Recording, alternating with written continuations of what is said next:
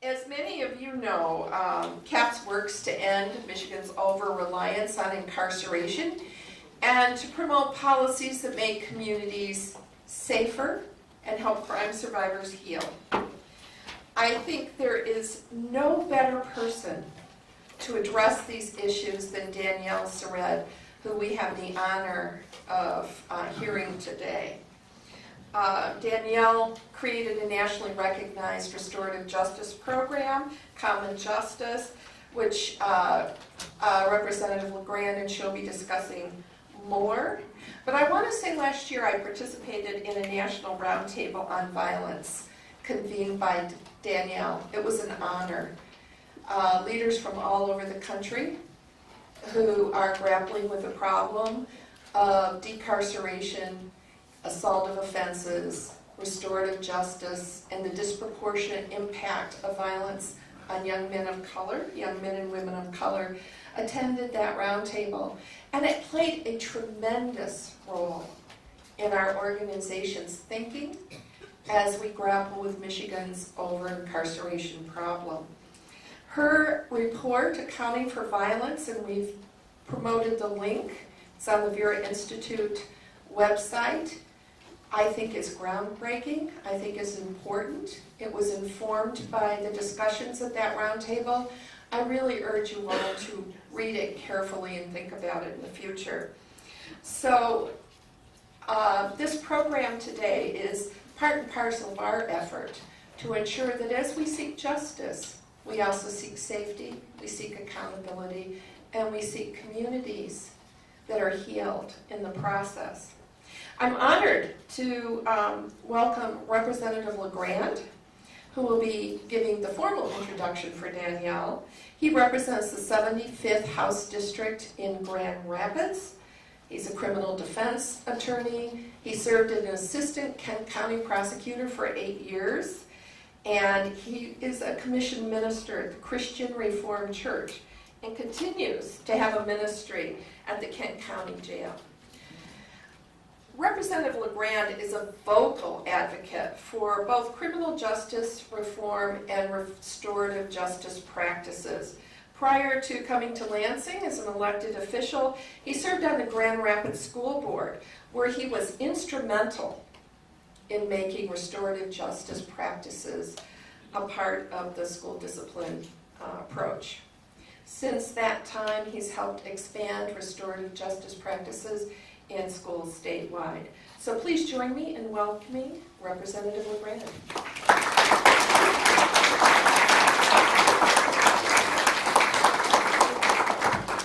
Morning, everybody. So I'm guessing I'm largely going to be preaching to the choir here, and so I will preach as short as possible. And this is probably, you'll have to forgive me, most of you know most of this stuff, and that's probably going to be true for what Danielle says too. But there's value to preaching to the choir, because if you get the choir fired up, maybe they go change the world.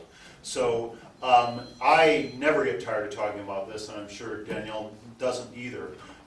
Once you see, and once the scales fall from your eyes and you have sort of the road to Damascus experience about how much injustice we really perpetrate in America in the name of justice, and how many things are deeply, deeply flawed about what we do right now, it's hard to stop talking about it, and it's hard to stop working on it. And so I'm really glad that Danielle is here, and I will just say, having read some of her work, you can just assume that we agree on everything. So everything she's going to say today, I completely agree with her. Now,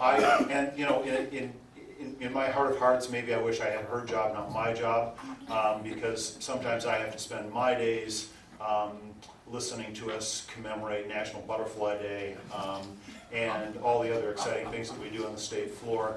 But I do get to work on this issue, and the reason when I tell people sometimes why I stopped being a lawyer and I came here, I said it's because I got sick of trying to save the world retail, and I decided I had to start doing wholesale.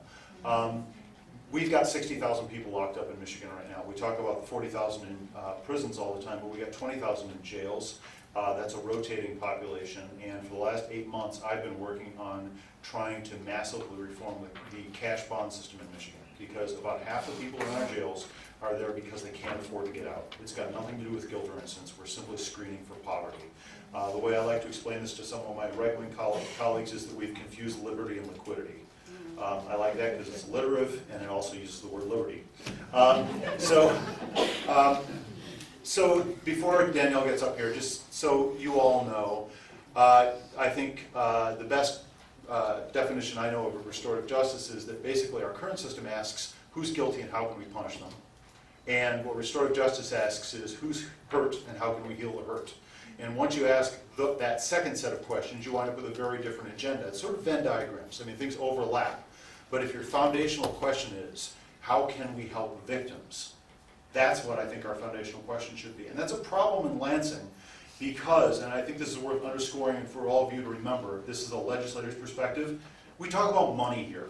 The approps is the most important most important committee in Lansing. There's the old line that a cynic knows the price of everything and the value of nothing. We know the price of incarcerating people. We don't know the value of having someone not be a victim of a crime in the first place. We can't put a price on trauma very easily, and so it gets lost in the discussion. Everybody knows how much it costs to have somebody in MDOC for a year, but we don't think about victims well enough because there aren't readily available price tags for what happens to victims. So that's the first thing I want to point out. The second thing is that our system structurally infantilizes victims. I went to law school. There's no course in how to be a victim. If you get elected as a prosecutor, you don't automatically become the wise person who understands victimhood. Victims understand victimization. Victims have lived through an experience that no one else has lived through. But unfortunately, the system we have right now tends to treat victims like they're 3-year-olds. It assumes that it knows what victims want instead of listening to them. And I actually had a conversation with my staffer on the way in about this, and Danielle will point out that that safety is what victims want, and I'm sure she'll get to that. I like to say, if you ask victims, if you just ask them the open-ended question of what they want post offense, incarceration's 5th. So I don't care which model you use, whether you use Danielle's model of talk about safety, or whether you remember my metric that incarceration's 5th. The metaphor I used with my staffer this morning was it's a little bit like if you went into a restaurant and all they had to offer was cereal, and you really wanted an English muffin for breakfast. Well, you'll still eat the cereal because you wanted something for breakfast. All the government gives us is incarceration, but that's number 5. The first thing victims want is they want to know why this happened to them. The second thing they want to do is they want to tell their story to the person that hurt them. The third thing they want is they want a sincere apology. The fourth thing they want is they want the harm undone to the extent it can be undone. They want their television back if they got their television stolen. The fifth thing they want is incarceration. But they're walking into this store that says, we can give you incarceration. And then if they ask for incarceration, we say, look, victims wanted incarceration. That's how our current system is set up. And we have to break that dynamic. And it has to start with respecting victims and putting victims at the center of the experience. And that's what restorative justice is all about. And that's what's so important to me. I bleed for the incarcerated members of our country. But I also bleed for victims. And we have to remember that we cannot stop the problems that we have that we're trying to deal with the wrong tool unless we really remember that we have to respect, honor, listen to, and empower victims. That's so important, and I can't say it often enough, and Danielle's going to say it, but we can't say it often enough. We have to shift our paradigm from again, you know, the old joke that if the only tool you have is a hammer, everything looks like a nail. We're far too focused on offenders. And yes, we have to deal with offenders because they're in a place where they need help, and we need to move them to a place where they're not broken and where they're not going to be dangerous to society. But we have to remember that the most important people in what we call our criminal justice system are the victims, and they have to be the center of every single response we have. And we have to treat them as though they have brains and souls and identities that we have to respect and honor. So the last thought I want to leave you with, and I was hoping there'd be some other state reps here. I don't see any yet, but I'm happy to give non-reps suggestions on how to go advocate. I hope most of you know that we have units called victim witness units in our criminal justice system. These are people who are paid, in theory, to advocate for victims. We could implement restorative justice in Michigan immediately if we trained and we retooled our victim witness units to be units which provided real services to victims, gave them what they really wanted, asked them what they wanted, instead of what they are now is sort of ushers who guide them through the system that we've got now. And if you look at the outcomes from what comes out of victim witness right now, honestly, I sometimes say that if you were looking from the outside, you'd say victim witness units are actually victim vengeance units. It looks like they're handing victims scripts, and the victims get up and say, I want blood, I want vengeance, I want revenge. But again, it comes back to that question of what have you actually asked these victims what they want? Have you actually talked to them about what they want? Have you actually suggested that there are options other than incarceration? Because if you only offer people one choice on a menu, you can't be all that surprised if they choose one of one. So we have to move past that. There are real possibilities for us in Michigan. We have the architecture in place right now to move towards restorative justice, to move towards restorative practices as a standard response to crimes. And if all of you can go out and make noise and trouble on that issue, you will make me, you will make Danielle, you will make CAPS, and you will make your brothers and sisters who have been victims and your brothers and sisters who have been through the system very, very happy. Thank you. So here's Danielle.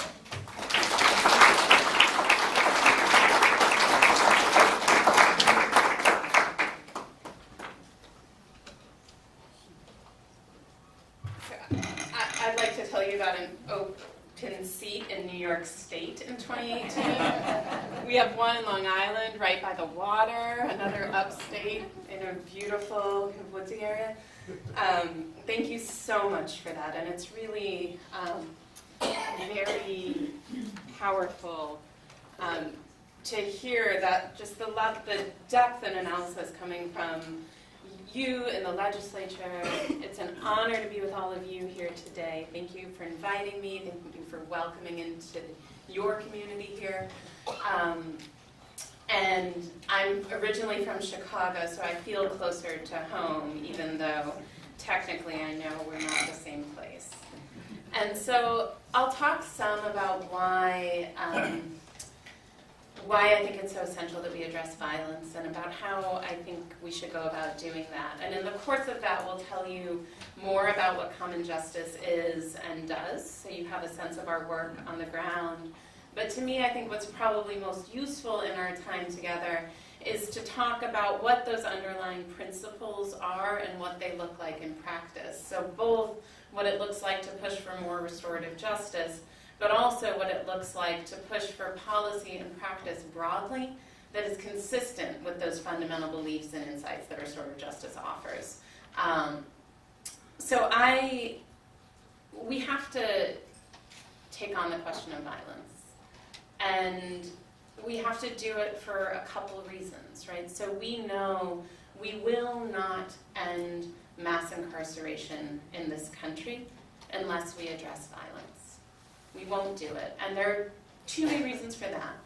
The first is a little more profound. The first is that the story we tell that allows us to build prisons instead of schools, to invest in corrections officers instead of doctors, to watch our infrastructure fall away, our social services fall away, as we watch the prison industry grow and grow.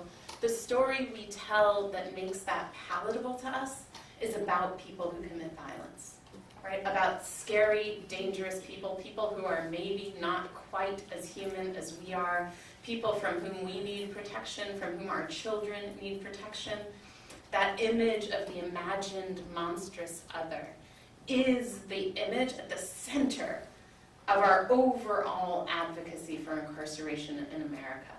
It is an old image. It is a racialized image. It is a dishonest image. But if we don't contend with it, we will continue to feel that gut level fear We will continue to mobilize funds. We will continue to act out of those worst parts of ourselves and support the development and expansion of a response to crime that has very, very little to do with keeping any of us safe. But the second reason we have to deal with violence if we want to end mass incarceration is simpler, and it's just numerical. That more than half of people incarcerated in the United States are incarcerated for crimes of violence.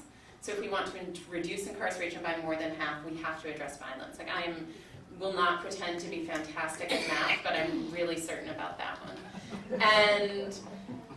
And what that means, and even a 50% reduction sounds super ambitious, right? But the truth is, the day I was born, there were 443,850 people locked up in the United States. I would ask any data nerds among you to not calculate my age. Todd Clear, the extraordinary researcher, when I said that to him, guessed my age to the month. So if you've done that, I'll ask you to keep it to yourself. So 443,850 people on the day I was born, with more than 2.3 million today.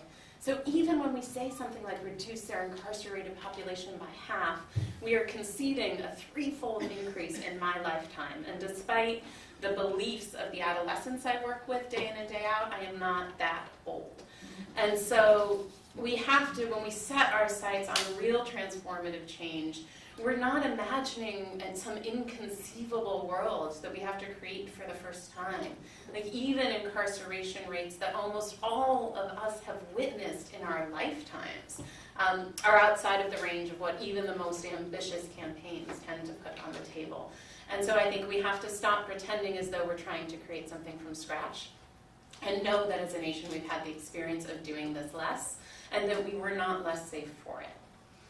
So at Common Justice, we believe that there are 4 core principles that should guide the way we respond to violence.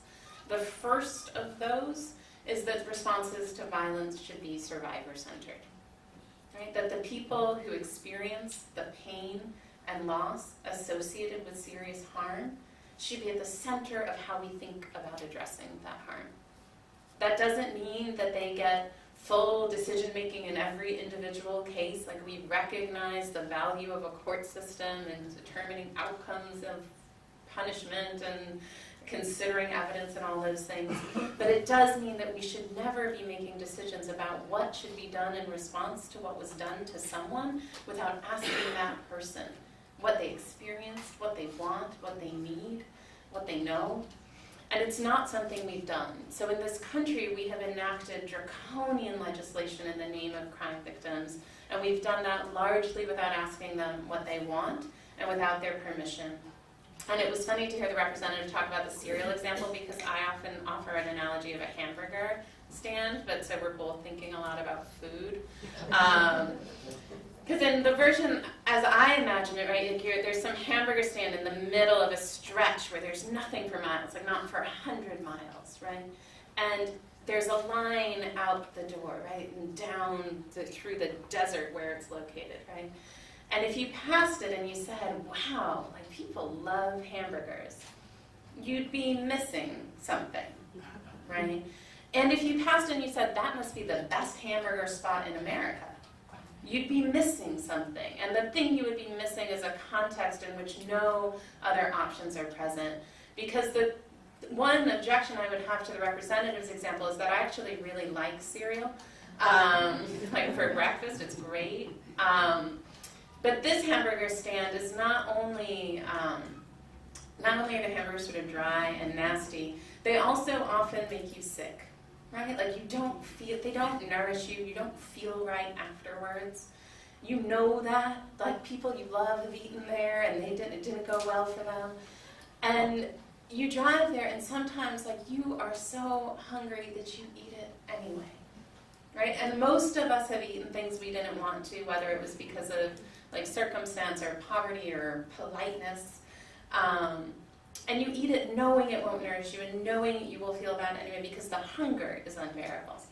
But the other part of the story is the countless cars that drive by, that do not stop, who are as hungry as the people who stop for those crappy burgers, but who, because they know how far it is from the thing they need, they do not even pull off the highway. More than half of victims of violence in the United States don't call the police in the first place. Sit with that for a second. More than half, and that's according to the Bureau of Justice statistics. So these people, so those numbers are vastly underestimated because they only include people who have stable phone lines. So when they get a call from the Bureau of Justice statistics, answer that phone, who stay on the phone when they're asked if they want to take a survey from the Bureau of Justice statistics, who self-identify as victims, which only a handful of us in this nation have been authorized to do, mostly white women. So even those numbers are vastly underreported, and the underreported numbers say that more than half of victims prefer nothing to everything we have on offer in the system. So if we cared about crime victims, we would understand ourselves as a people in a profound moral crisis. And we would make resolving that crisis a central priority of our nation. We are not those people. We use crime victims in an instrumental way. We find the people whose pain we can latch into in a way that escalates it and serves our political ends. When we choose our victims based on the policy goals we already have, rather than developing policy goals based on listening to victims. We exploit their pain. We build structures on that pain. And we all know that the foundation for justice and transformation, like the best place to grow those seeds, is not in the soil of pain. It's in a place of transformation and also in a place of reason, which we also don't allow to drive our policy. And we exclude victims who want things we regard as progressive. We pathologize them. We say if they're forgiving, that there is something wrong with them. If they're okay, then they're sort of inured to the trauma they experienced, that they don't get it, that they're soft, that they're liberal, that they're whatever else. And what I know about crime survivors, and I know this as a survivor myself, is that we are the most pragmatic people you will ever know. We get a bad rap for being highly emotional, and we feel strong feelings. I think the notion that feeling strong feelings makes you incapable of making a reasoned choice probably is just some fundamentally sexist stuff. We do feel strong feelings. We feel sometimes unending pain. We feel rage that shakes us to our core. We feel fear in places where we are completely and totally safe. We feel despair, even in the face of like great beauty and possibility. We feel confused. We feel all those things sometimes in the same day, and we feel them in different sequences. And when we think we have moved through one of them, we think we are past our rage, something happens and it comes back up, and we feel it again like it is the first time. We feel physical pain from actual injuries, and we feel the ghosts of those injuries in our bodies. We feel the profound loss of people who should be with us and no longer are, and the loss of ways we could be in the world that we can no longer be. We see the way we don't live the same, we don't think the same, we sometimes can't love the same, and we vacillate between being furious and saddened and hopeful, and sometimes all at once. And we are pragmatic. We are the most practical people you know. Because at the end of the day, our survival depends on the efficacy of the response to what was done to us. So if we're not survivors, we can be theoretical and philosophical and political, right? We can say punishment for punishment's sake, right? And we can say, like, that's soft on crime. And we can say all sorts of theoretical things. We can say it may not be proven to work, but it's important, and it's this principle. We can say all those things when we are separate and safe. But when whether or not what we do works, we don't get the luxury of theory and philosophy. We have to choose what works. And when you let crime survivors choose what works, we feel all those things and then we act rationally. And we don't do that out of altruism, we don't do that out of intellect, we do it out of pragmatism. And so for some of the folks who have hurt me or people I love, for some I've reached a level of forgiveness that I feel grateful for. For some I am still, like my rage is here. But the one thing that outranks my rage is my pragmatism. And sometimes it's close, like sometimes it's like those races where they gotta like zoom in with the camera and see which got over the finish line. But my pragmatism will outright it, because at the bottom line is that I do not want to be hurt again, and I do not want others to go through what I went through. And the notion of either of those things are the only things that are sort of harder than all those other things that I'm feeling as a survivor. And so when we ask survivors what they want, survivors want what will work. And the representatives list is exactly right. They want to know why. They want to express their feelings about what happened to them. They want answers. They want a sense of control relative to the event. They want the thing made as right as possible. But they also want no one else to experience what they experienced. So at Common Justice, we operate the first and only alternative to incarceration in the adult courts for serious and violent crime. So we work mostly with first and second degree assaults and robberies, shootings, stabbings, gunpoint robberies. And if and only if the victims of those crimes consent, the people responsible for those crimes enter into a restorative justice process. They prepare with us through our intensive violence intervention curriculum for 3 months, and then they sit in dialogue with the people they hurt and reach agreements about how to make things as right as possible. They spend the next year fulfilling those agreements and going through the next year of our curriculum. If they complete those agreements in their entirety and don't commit new crimes, then the felony charges against them are dismissed and they don't go to prison. In the meantime, we provide wraparound services to the people they hurt to help them come through what happened to them and in their lives generally. And I said sort of in passing, like, if the victims of crime agree, people come into this program, right? So we don't take any defendants, who we later call responsible parties, because if they come to us, they're taking responsibility for what they've done. We don't take people into the program without the agreement of the people they hurt. And remember, fewer than half of victims call the police in the first place. Another half don't make it to grand jury. So there isn't an arrest, or they decide not to show up. They called in the moment, but they no longer want what's on offer. They pulled off the road, they saw the line at the hamburger stand, or they saw someone eating one, they thought it was disgusting, they got back on the road before they ordered, right? So half don't call, another half don't make it past grand jury. So we're dealing with that remaining portion who are arguably the jailingest victims you will find, right? They are on the train that heads toward incarceration. And then we're dealing with a subset of those victims who've survived serious violence, like lacerations to their livers, guns to their head. And we ask those victims, would you rather have the person who hurt you incarcerated, or would you rather have them in common justice?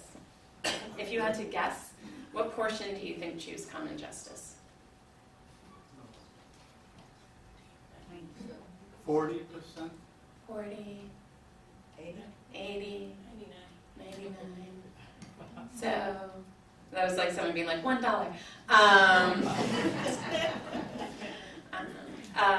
So 90%. 90%. Right? It's a wild number, right? I mean 90% on anything in America today. And when we first noticed that, I sort of was like, whoa, we're better than I thought we were, humans. Like we're forgiving, and we say things like, but for the grace of God go I, and we care about other people's well-being, and we believe in transformation, and I think that's sort of true. But I think what's really true is related to what I was saying earlier, which is that we are practical. And the hardest people to persuade that incarceration works are people who live in neighborhoods where incarceration is prevalent. So if you live somewhere where incarceration isn't prevalent and what you believe about it is largely based in rhetoric, then maybe you can be persuaded that it produces good outcomes. But if you live somewhere where people are constantly ripped from their communities and their families, taken somewhere where they're terribly hurt in cages separate from everyone they know, and return, what you see is that when they return, most people are worse for it. And there are all sorts of people who can withstand somehow what happens in prison and emerge with their hearts and minds and spirits fully intact. That is not because prison developed their hearts and minds and spirits. It's because the strength of their character could withstand a profound assault on it. So we can't mistake like the grace and success and like wholeness of people who come home from prison as evidence that prison works. Right? We have to understand it as evidence of what human beings are capable in the face of horrific circumstances. It's not unlike when crime victims can laugh, like from the bottom of their guts, like parents of murdered children can laugh so hard they almost tear up. Like that is not because murder is not as bad as we thought, nor is it because murder makes people happy, right? It's because there is something in us that can withstand even the worst. And so crime victims, when given the choice, and especially crime victims who have seen with their own eyes whether or not incarceration works, they choose a thing they believe will work. And so a survivor-centered system is not, in fact, a super emotional system. I would argue that our system as we know it is far more emotional than almost any crime survivor I know. Like we do things that run contrary to the evidence, we make entire laws based on a single case, we're reactive, we're explosive, we're angry, we're erratic. Crime victims deserve to be that. I don't believe the criminal justice systems do. And so the second principle that relates to all of that is that we believe that responses to violence should be based in accountability. We're really into accountability at Common Justice. It's what we do. And I think it's really important to understand accountability and punishment as different things. Punishment is largely very passive. Like I don't have to do anything to be punished. Right? Like it's done to me by someone else. Like I have to just not escape or not die, right? It doesn't require a thing from me. Accountability is different. Accountability requires that I acknowledge what I've done, that I acknowledge the impact that has had on others, that I express genuine remorse, that I make things as right as I possibly can, and that I become someone who won't cause that harm ever again. That is hard to do, right? Like, if we think, and I would ask you, because I'll share some stories, but I would ask you to sort of sit with your own story for a second first. It's the thing, I think our willingness to be with our own stuff is the thing that entitles us to know about other people's stuff.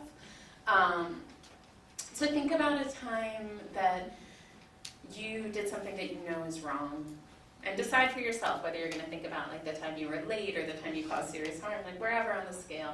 And not something that was illegal, that's not the frame, something that you believe was wrong that you did. And think about a time that you did that and you made it as right as you could. My guess is that like you're not super proud of it, but that you can think about that and love yourself at the same time. Like you can think about that and think about your best qualities and they seem kind of compatible. If I asked you to tell it to someone near you, you probably could. And then I'd ask you to do something else, which is to think about a time you did something you know is wrong and you didn't make right. Whether it was because it was too late, you didn't know how, by the time you were ready, the person was gone, you couldn't find them, because you still haven't figured out what to do. My guess is that sits differently. The best word I know for it is shame. It's not a perfect word, but it's the closest I know. It sits very closely for me to the hardest parts of the residue of my experiences as a survivor. Like they're very close neighbors in my heart and body. And that shame is the shame is not the part of what that exercise helps us understand is the shame is not just about what we have done. It is about what we did or didn't do about what we did.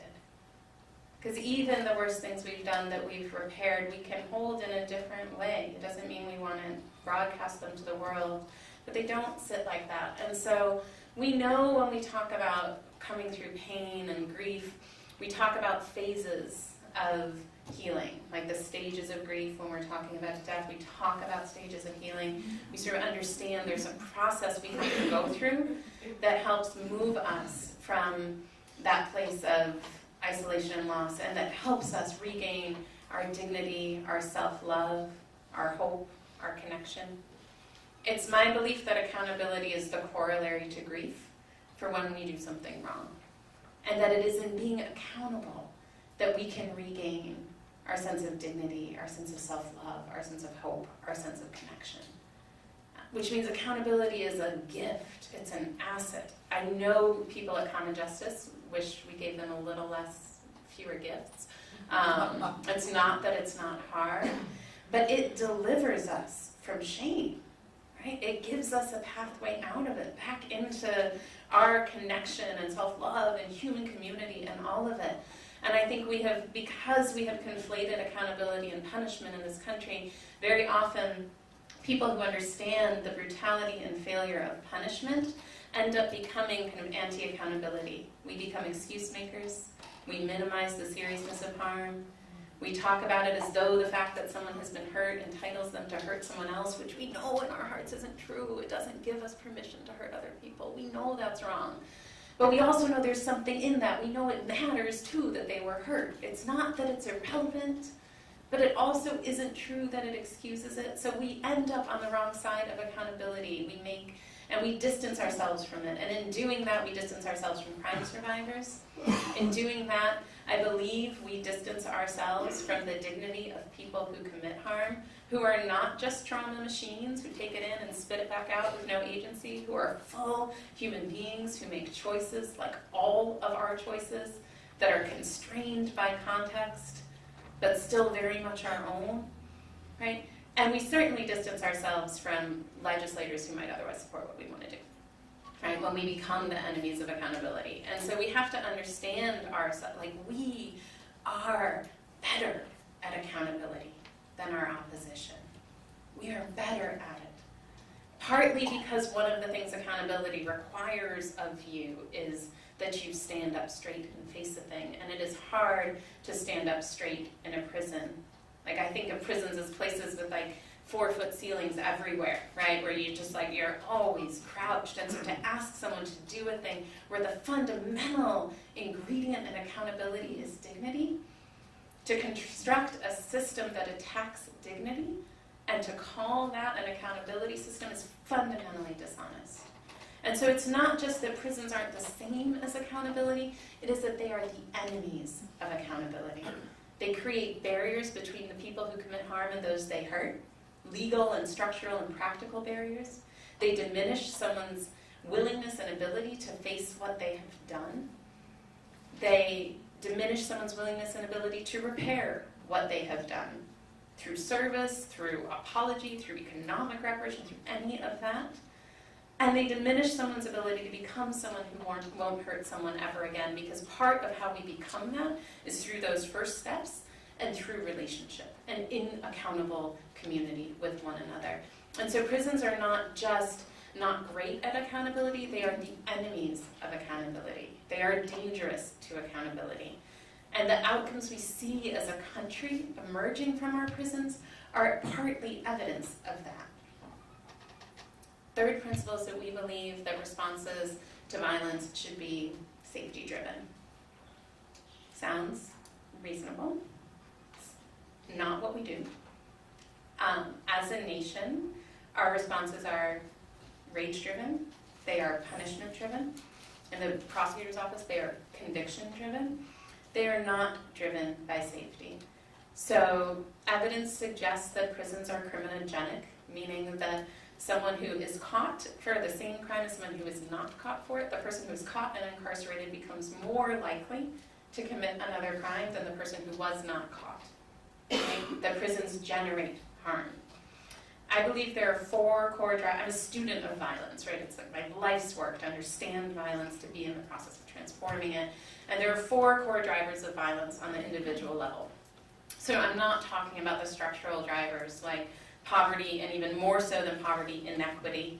I'm not talking about childhood exposure to violence. I'm talking about on the individual level, right? The 4 core drivers of violence are shame, isolation, exposure to violence, and an inability to meet one's economic needs. I would argue the 4 core features of prison are shame, isolation, exposure to violence, and an inability to meet one's economic needs. It means we have baked into our responses to violence precisely the things that drive it. It's like trying to put out a house fire by throwing a Molotov cocktail through the front door. It is not what you do if you were trying to put that fire out and you were dishonest, if you act surprised when the flames grow higher. That is not to say that incarcerated people do not manage often to withstand that onslaught on their humanity, on their ability to continue to treat others with compassion and care. People do it all the time. I am humble enough to not know whether I would be able to do it in those circumstances. And so in deep awe of people who can. But what we are doing in prisons structurally, from a violence prevention standpoint, is the recipe for violence.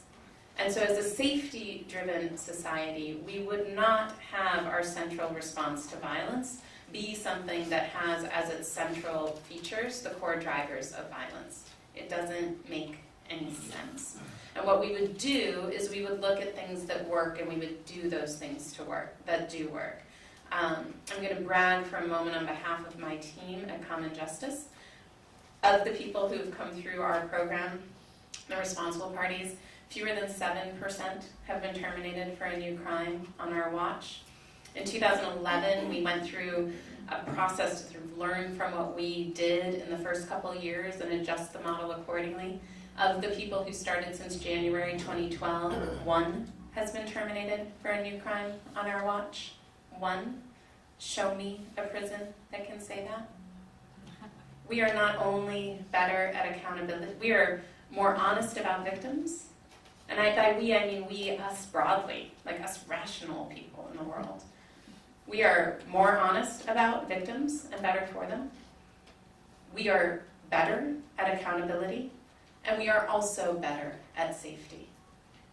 That the ingredients of safety are in connection. They are in accountability, they are in healing, they are in access to resources, they are in all of the things that incarceration diminishes, not only for those who are incarcerated, but for their families and community members and loved ones, whose lives are also ravaged by that separation and loss. And so you cannot produce when we think about incarceration includes none of the ingredients of safety. It doesn't work, and so it's unreasonable to expect it to produce that safety. And the notion that when it doesn't work with a little bit, that what we should do is do a lot more is wildly irrational. Like, the problem with incarceration is not that the dosage is too small. The problem with incarceration is that nothing in how it is built is consistent with what we know produces safety. And so we think responses to violence should be safety-driven, and we know that that means prioritizing reason over emotion. We know it means prioritizing what works over what sells. It means serious work to develop the understanding of our fellow citizens so that the demands they place on their legislators are different. But we know at the end of the day that our job should be to produce safety and not to produce punishment for its own sake. And then the last principle we believe should drive our responses to violence is that they should be racially equitable. It is hard to overstate the degree of racial inequity in our criminal justice system in America. It's become so normal to us that we can walk into courthouses in states where it's fewer than half of the people who live there are people of color, and almost everybody going through those metal detectors is a person of color, and we somehow see that as normal, right? As not like fundamentally horrific, right? Where we can walk through prisons and see the incredible disproportionate representation of people of color and think about that as somehow some indication of what people of color do and not an indication of what we do as a nation and what we have always done as a nation.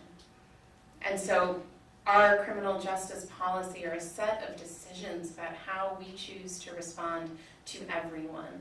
When I was a teenager and committed crimes, I was met with mercy. And it taught me a couple things. I had the advantage, so one of the things I think about privilege of any kind, and in this case racial privilege, is that the first promise of privilege is its invisibility to us. right? That we get to experience it as merit. Because if you said to a man, do you want to make 1.5 times what a similarly qualified, similarly situated woman makes, some men would be like, sure. But most would be like, no, that doesn't feel right. And does that mean my wife and mother and sister will also make less? But if you say, like, you're just really great at this job, and we want to honor that and recognize you with more compensation, like, great. No one's saying no. And the promise of privilege is its invisibility, right? So that we can feel it as the product of our hard work, of our intellect, of our stamina, of our upbringing, even of our luck, but certainly not of a set of structures that advantages us at the expense of others. And I had the great gift when I was young of having that myth pulled back, of understanding the advantages I had relative to the folks of color I loved, to be ones that were just fundamentally unjust, and that had nothing to do with how clever I was, or how hardworking I was, or how kind I was, how good a talker I was, that were rooted in the history of the unresolved, often unacknowledged history of this country that persists fervently to this day. And so I, for example, when I was met with mercy, my co-defendant, who was a young man of color, was not. And so I had the experience of seeing the vast difference in our treatment in the exact same courtroom. And it meant two things to me. It meant first that I understood that it would be my job to make that inequity my enemy and fight it till I died. But I also understood something about what that system can do when it wants to. Like when it looked at me and saw a kid who made a mistake, who could be better than that mistake, who probably had something going on in her life that contributed to that mistake, who with the right support and just the right time might become somebody useful in the world. When it saw that, it had the tools to act on it. So however much legislative reform is totally essential, the truth is prosecutors in America could end mass incarceration tomorrow if they wanted to, just by exercising discretion differently. They could end it tomorrow. They're making choices. Judges are making choices. And they're making choices within the constraints of existing laws, but the truth is all a prosecutor has to do is charge something different and they can sentence something different. And so one of the things I learned in my experience was not only that it would be my job to make inequity my enemy and fight it till I was dead, but also that the story that the system doesn't know what else to do is a lie. So I say, not really jokingly, that the oldest alternative to incarceration in America is whiteness. That we are diverted all the time. We are asked what happened instead of what's wrong with us. We're asked what we need instead of what we did. Right? Like we are met, and that doesn't mean we always are. We are hurt, and we are met with viciousness in our own home, and we are beaten, and we are treated like crap too, unquestionably. But something else happens as well, is that most of us along the way will get a point where somebody creates a pathway for us out of our idiocy as adolescents, like an off-ramp from the idiocy of adolescence is a gift, like the chance to grow up in case we might become something different. And so one of the things I think as white folks we have the obligation to do is to speak to that.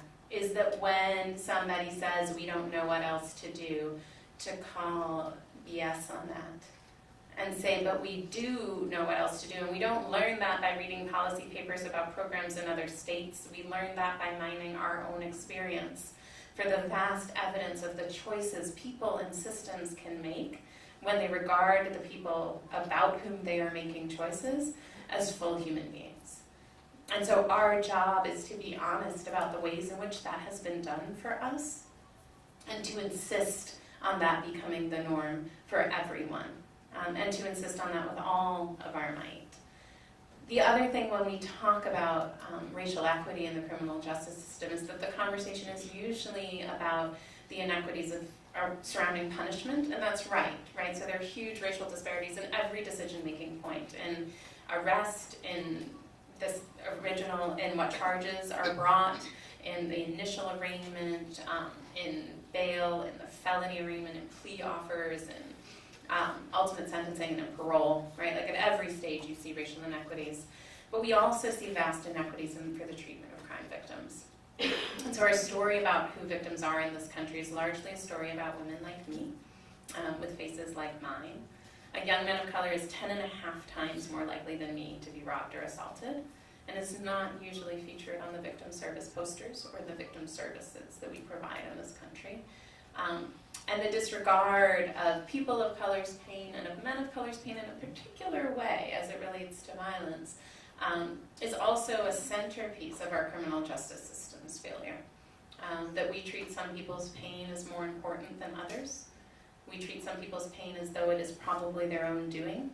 I think about if you look at an article, if you ever find an article about a young man of color who was killed or shot, inevitably, if it is more than 2 paragraphs, by the 3rd paragraph there is something that talks about his criminal record, right? That either says, like, he had been arrested 5 times.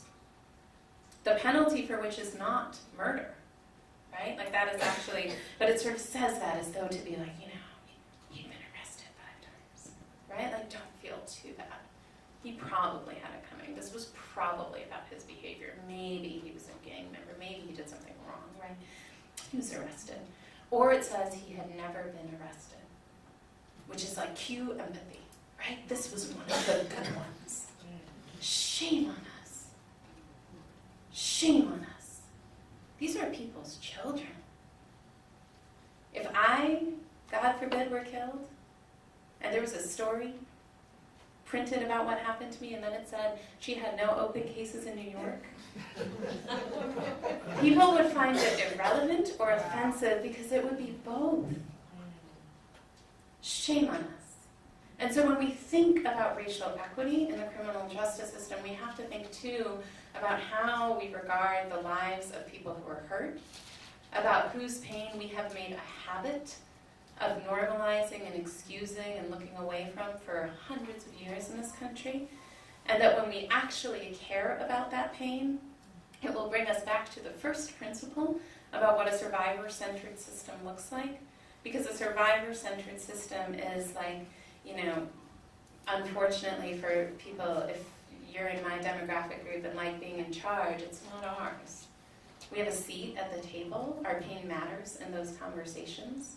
I will be the last person to understate the impact of harm on white women as a survivor of it, but it is not our table alone, and we are the minority at that table, and we'll have to show up as such, and we'll have to make room at that table that we have gotten to occupy largely by ourselves for everyone else whose pain is unquestionably as important as ours. And when we do that, what we will find is not only wisdom and connection and compassion and all of those things, but we will find the kind of pragmatism that will steer all of us together toward solutions that actually keep all of us safe. In ways, the unequal distribution of power in this country, the unequal distribution of voice at these tables, has not only failed to protect the communities who have been excluded, it means that all of us live in a country that is worse than the country we deserve. And I continue to believe, I believe in people who talk about America as a sort of future promise more than something that already lives. That future promise, like that country that we could be, is a country that will become available to us when we take each other's pain seriously in a way that we have not, when we demand that people account for the harm they cause in a way we never have, where we take safety more seriously than politics and don't let ourselves be lied to about it, and where we insist on equity not just because it's right, but because all of those things depend on it too. And so I will stop there and pass it over to Natalie to coordinate our Q&A. That's all right. Thank you all.